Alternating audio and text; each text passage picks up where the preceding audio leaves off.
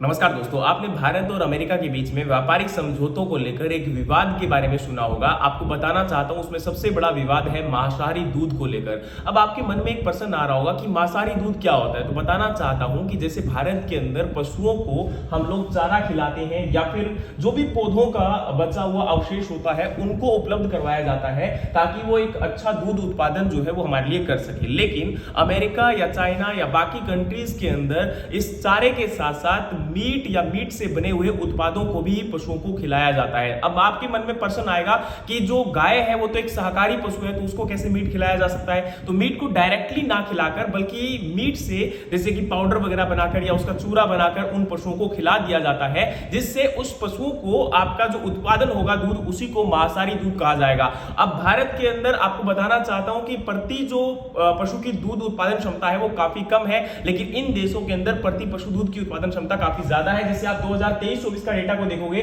तो भारत के अंदर 239.3 मिलियन मैट्रिक टन का दूध उत्पादन था और वर्ल्ड में हम लोग नंबर 1 रैंक पर थे। लेकिन अमेरिका के अंदर 102.5 मिलियन मैट्रिक टन का दूध उत्पादन था, लेकिन अमेरिका के अंदर नंबर ऑफ जो पशु है वो बहुत कम है और भारत में जो पशु है वो सबसे ज्यादा है, लगभग 300 मिलियन पशुओं की संख्या है। तो सोचकर देखिए इतने कम पशुओं से ये इतना ज्यादा दूध उत्पादन करते हैं, क्योंकि प्रति व्यक्ति जो दूध की उत्पादन क्षमता है वो वहां पर ज्यादा है और इसके साथ उसमें दूध की प्रोटीन की मात्रा को बढ़ाने के लिए भी यहां पर मीट को ऐड किया जाता है या आपके मीट से बने हुए उत्पादों को प्रयोग में लाया जाता है और उसी दूध को मांसाहारी दूध कहा जाता है। अब भारत के अंदर धार्मिक भावनाएं भी आहत हो सकती है, क्योंकि दूध को आपका शुद्ध माना जाता है और धार्मिक अनुष्ठानों के अंदर दूध और दूध से बने हुए उत्पादों का प्रयोग में लाया जाता है। और अगर इस दूध को अलाउ किया जाता है तो इससे ना कि केवल यहां पर हमारी धार्मिक भावनाएं आहत होंगी, बल्कि इससे आपका कहीं ना कहीं डेयरी सेक्टर के ऊपर भी बहुत बड़ा इंपैक्ट पड़ेगा, क्योंकि डेयरी सेक्टर से लगभग 8 करोड़ लोग भारत में जुड़े हुए हैं, जो कि सीधा सीधा ये कह सकते हो कि भारत की अर्थव्यवस्था पर एक बहुत गहरा आघात हो सकता है।